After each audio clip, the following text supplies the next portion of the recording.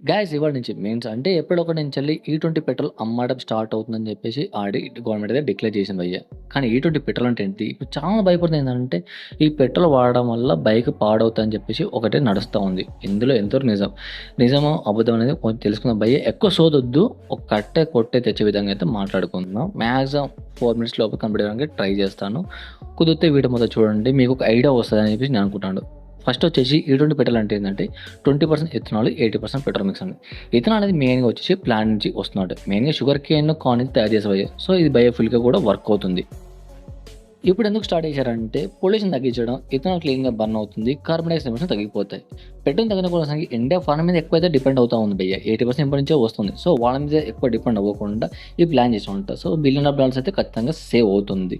ఫార్మర్‌కి support ఇవ్వడం కోసం sugar cane crop and demand పెరుగుతూ ఉంటది. సో, ఫార్మర్స్ కూడా ఆటోమేటిక్‌గా ప్రాపర్ ఇన్కమ్ అయితే వస్తదన్నమాట. ఈ20 పెట్రోల్ అడ్వాన్స్ ఏమైనా ఉన్నాయంటే క్లీనర్ అయితే ఫ్యూయల్‌గా ఉంటది భయ్య. అండ్ ఇంజిన్‌లో కార్బన్ డయాక్సైడ్ తక్కువ అవుతుంది. And better combustion. ఇందులో ఆక్టేన్ వాల్యూ ఎక్కువ కాబట్టి స్మూత్ కంబషన్ అయితే ఎక్కువ ఉంటుందన్నమాట. అండ్ కరోషన్ ఫ్రెండ్లీగా ఉంటుంది. సో, గ్రీన్ ఫ్యూయల్ అని చెప్పేసి కొంచెం కన్సిడర్ అయితే చేసుకోవచ్చు. సో, ఇదంతా బానే ఉంది. మరి డిసడ్వాంటేజ్ ఏందంటే మైలేజ్ కొంచెం తగ్గుతా ఉంది భయ్య. ఇథనాల్ ఎనర్జీ తక్కువ కాబట్టి అప్రాక్సిమేట్‌లీ 3-6 మంత్స్ ఖచ్చితంగా డ్రాప్ అవుతుంది భయ్య. ఓల్డ్ వెహికల్స్‌కి అయితే ఇష్యూ అయితే ఖచ్చితంగా ఉంటుంది. రబ్బర్ పార్ట్స్ డ్యామేజ్ అవుతాయి. ఫ్యూయల్ పైప్స్ సీల్ వీక్ అవుతా ఉంటాయి. Moisture problem. Ethanol water attract ఖచ్చితంగా చేస్తుంది కాబట్టి రస్ట్ పట్టేసేసి కోరోజన్ చేసే ఛాన్స్ అయితే ఉన్నాయి భయ్య. Performance issues starting problem and engine knocking, jerk especially carburettor అయితే బైక్స్ అయితే కొంచెం ప్రాబ్లమ్ అయితే గట్టిగా అయితే అవుతాయి భయ్య.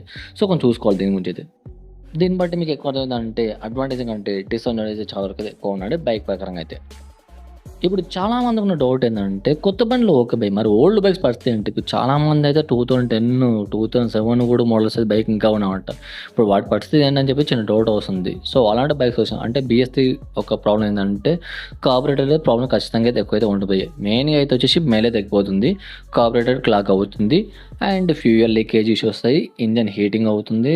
రఫ్ రన్నింగ్ అయితే కొంచెం ఎక్కువ ఉంటుంది. దీనికి రీజన్ ఏంటంటే ఓల్డ్ ఇంజిన్ అనేది ఈ20కి మీన్స్ 10% ఇథనాల్ మాత్రమే డిజైన్ చేసే భయ్య. ఈ20కి అయితే కాదు. న్యూ వెహికల్స్ అంటే 2023 తర్వాత వచ్చే వెహికల్స్ అన్నీ కూడా ఈ20కి కంపారిటిబుల్‌గా డిజైన్ చేశారు భయ్య. సో, మేజర్‌గా అయితే ఏం ప్రాబ్లమ్ ఉండదు మాక్సిమం అయితే. ఎందుకంటే ఇథనాల్‌తో డిజైన్‌గా ఆల్రెడీ క్రియేట్ చేశారు కాబట్టి మోస్ట్ అయితే ఎక్కువ వరకు అయితే ఛాన్స్ చాలా తక్కువ డ్యామేజ్ అవ్వడం.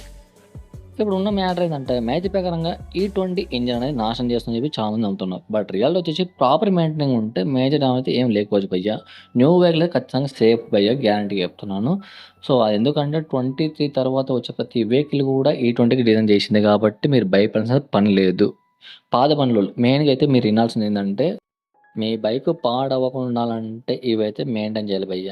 కొంచెం జాగ్రత్తగా ఇనండి. Main important regular servicing, fuel filter, injector clean చేయండి. రబ్బర్ పార్ట్స్‌ని చెక్ చేస్తూ ఉండాలి. పైప్స్ సీల్ రీప్లేస్ చేయండి. ఒకవేళ ఓల్డ్ అయితే మాత్రం ట్యాంక్ అయితే మాక్సిమం అయితే ఫుల్‌గా అయితే మెయింటైన్ చేయడానికి ట్రై చేయండి భయ్.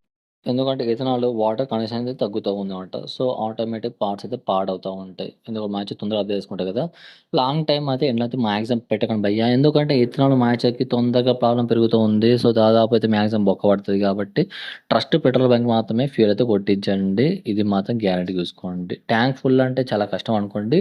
ఎవ్రీడే మాత్రం ఖచ్చితంగా డైలీ బైక్ అయితే తిప్పాలి భయ్య మెయిన్ ఇంపార్టెంట్. కనీసం ఒక 2, 3 కిలోమీటర్లు ఖచ్చితంగా తిప్పండి. లేకపోతే రస్ట్ పట్టి బైక్ బొస్కడైతది. ఇక ఫైనల్‌గా చెప్పొచ్చేందంటే భయ్య, మాక్సిమం ఆ పైపులు మారిస్తే బెటర్ అని చెప్పేసి నా యొక్క అభిప్రాయం భయ్య. ఫస్ట్ అది ట్రై చేయండి చూద్దాం. ఇంతకంటే ఇంకేం లేదు. కొంచెం జాగ్రత్తగా చూసుకుంటే బండి సేఫ్‌గా ఉంటది. ఇలాంటి ప్రయత్నం ఎందుకు పెట్టారో నాకు అర్థం కావట్లేదు. కొంచెం ఇన్ఫర్మేషన్ ముందే ఇచ్చుండుంటే అయిపోయేదనుకుంటా. చాలా ముందు తెలిసింది. బట్ ఏం చేస్తాం ఇప్పుడు పాత బండిని కొంచెం జాగ్రత్తగా చూసుకుంటే బావుంటది. మీరేమన్నా కింద కామెంట్‌లో చెప్పండి. ఇది చేశాను రైటా? రాంగ్ అనేది మీకు కింద కామెంట్‌లో చెప్పండి. Thanks for watching. జై హింద్.